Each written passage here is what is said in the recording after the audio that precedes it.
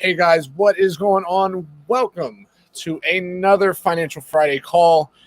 Man, so good to be here in studio live with everybody. Appreciate those who are online watching this live. And always, we appreciate the people who watch afterwards, the recording. We appreciate all of you guys just as much as we do anyone else. So let's not waste any time.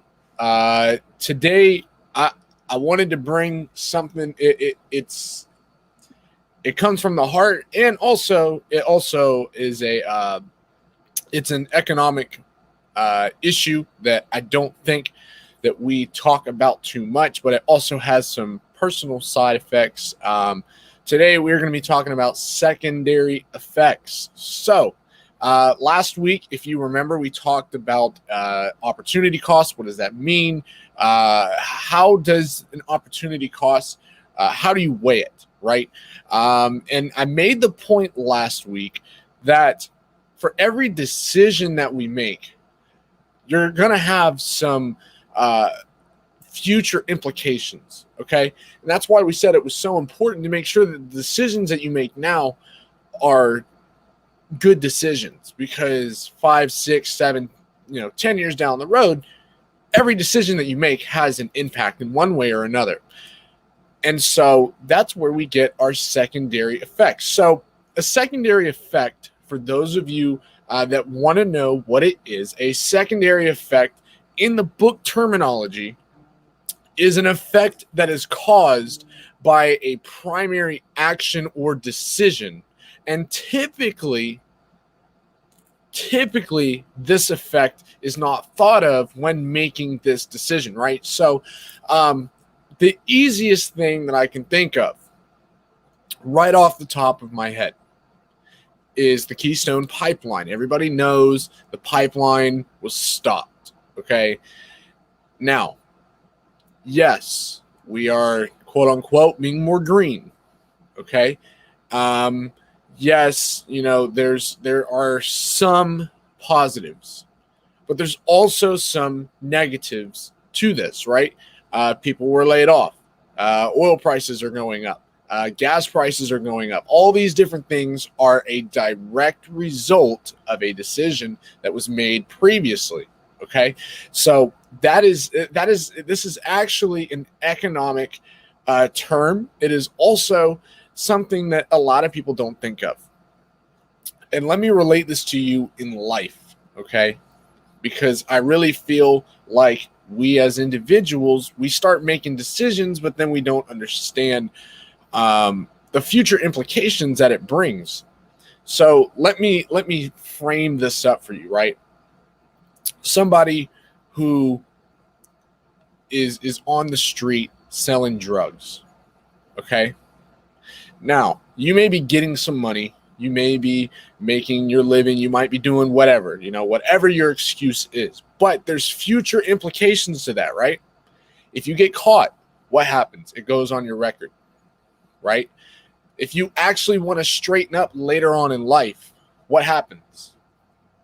You get that record to follow you the rest of your life, okay?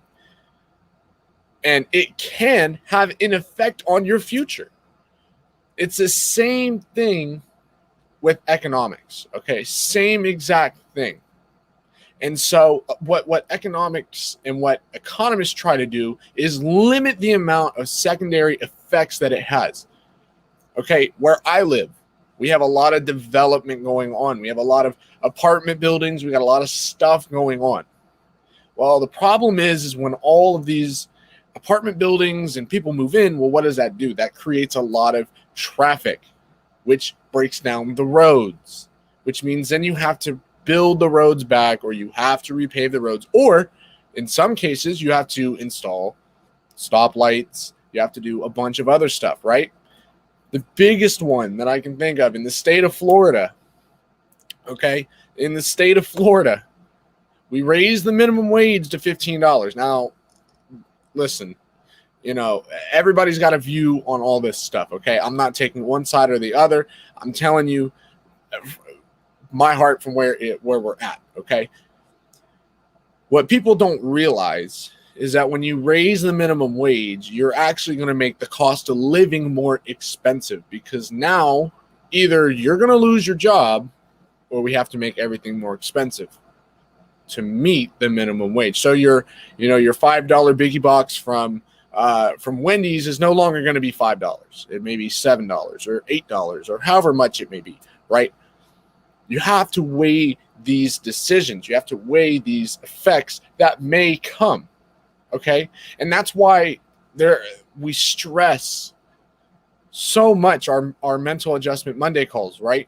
Because what we try to do is get your mind right so that you can look to the future, okay? So many people are so short-sighted. They make short-term decisions. No. Don't look to the short term. Look to the long term, because when you look to the long term, I promise you, your decisions won't have as many secondary effects. Okay? Now, is it going to be uncomfortable? Yes. Can it be hard? Yes, absolutely. It can be rough. But I'm telling you right now, if you make your decisions in the long, for the long run, you're not going to have as many secondary effects. I promise you. Now, for some of you, you may say, well, how can I limit my secondary effects? How, I hear you. I see the examples. I get what you're saying. How can I limit them? Or in my own personal life, what can I do? Okay. How can I, start thinking long term, right? So this is something that I have struggled with for a little while, only because I used to be a very short-term minded person. I wanted stuff done. I wanted it here and now. And if I didn't, I was upset. What I will tell you is that you got to change your mind. Okay. You got to change your mind. That's the first thing. You have to change your mind. When it comes to the economy, when it comes to saving, when it comes to all that, you've got to change your mind. Because if you don't change your mind, I promise you, you're not going to go anywhere. Okay. The second thing, you're going to have to forego some kind of immediate gratification. And I know that can stink. For me, I know it happens a lot where I'm like, man, I wish I could do this, but I can't. But I promise you, when I turn X years old, I don't have to do anything, right? That is my new favorite saying is, listen, I may be broke, I may be whatever you want to call me, right? I may not have a whole lot of cash in my wallet. I may be broke, whatever. But I promise you, when I turn 59.5 years old, I'm done, right? When I turn 40 years old, I'm done. When I turn whatever your age is, I'm done. Okay? And you may be already at that stage. You may be in your 40s, your 30s, your 20s, mid to late 20s, whatever the case may be. Okay? What I'm trying to get through to you is that these secondary effects are important. Okay? You have to realize that these secondary effects are important. You also got to make sure and you realize that every decision that you make is going to have a consequence, a good or bad. Listen, that's just Newton's laws of physics, man. But it applies to everything. It applies to your life. It applies to economics. It applies to your finances. It applies to savings. It applies to the stock market, the Forex market, binary, whatever you want to do. All of this stuff boils down to our opportunity costs, which we talked about last week. And then it boils down to the secondary effects. If you don't have a good understanding of what your secondary effects are, I encourage you to go back to your opportunity cost and make sure that that's in line. If that's in line, then you'll know what your secondary effects are. Okay?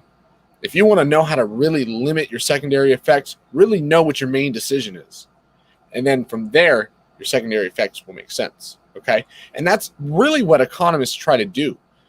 Is they look at the decisions of the here and the now, or they go back.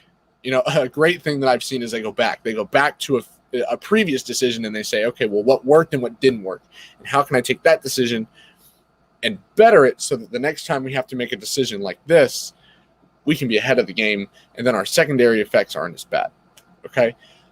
That's what you want. That's the kind of mindset that you have to have. And I know for some people, you're just not there, and that's fine. I don't expect you to wake up one day and just long-term decisions and you're thinking through everything and it makes sense and it's great. I don't expect that. But what I will tell you is that you have to start somewhere, okay? You have to start somewhere. And again, it goes back to changing your mind. You have to change your mind and the way that you look at things, okay? The way that you vote. The way that you save, the way that you buy groceries, the way that you spend your free money, right? How do I spend my money when I have more than enough? Do I save it? Do I spend it on frivolous things? What do I do? Do I put it in a savings account? What goes on? You have to change your mind, because again, and this goes back to what Tay has been talking about for weeks and months on end, guys. It's all about changing your mind to change your life. Okay, once you do that, everything else kind of falls into place. Your decisions start falling into place. But you got to change your mind to change your life. And it's rough. I've been there. I know. I have been to the levels of broke.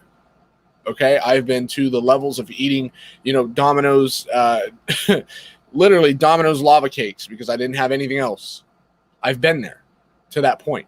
But I've also been to the point where I'm successful. And I've got money in the bank now. And I'm good. And I can do kind of what I want to do. But again, just because I have money doesn't mean, okay, I'm just going to go spend it. Okay, just because I have $100,000 does not mean I'm going to go buy a Lamborghini. That's dumb. Instead, I'm going to go and invest that $100,000 in something that can turn into more or less or whatever the case is, right?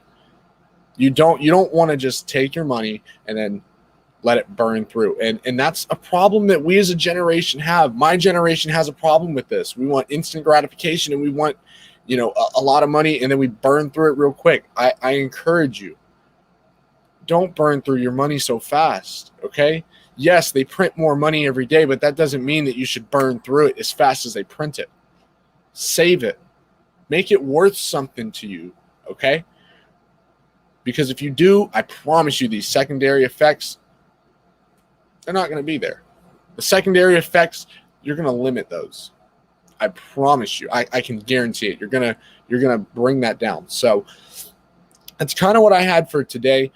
If you're confused more or less on what a secondary effect is, feel free to go back and look at the last video where we talk about our opportunity cost. Okay, go back, review that video, and then come and review this one. And I promise you things will make sense. Okay, I promise you things will make sense, and you'll be more in tune with what's going on. Okay, so that's what I have for today. The only announcement that I have is a week from tomorrow, we have our Intro to Stocks boot camp. Okay, a week from tomorrow, we're starting our 2-day boot camp, completely free, virtual, the whole 9 yards. It's going to be Facebook exclusive, so please make sure that you are signed up. All you have to do is go to the events tab in our Facebook page and click going.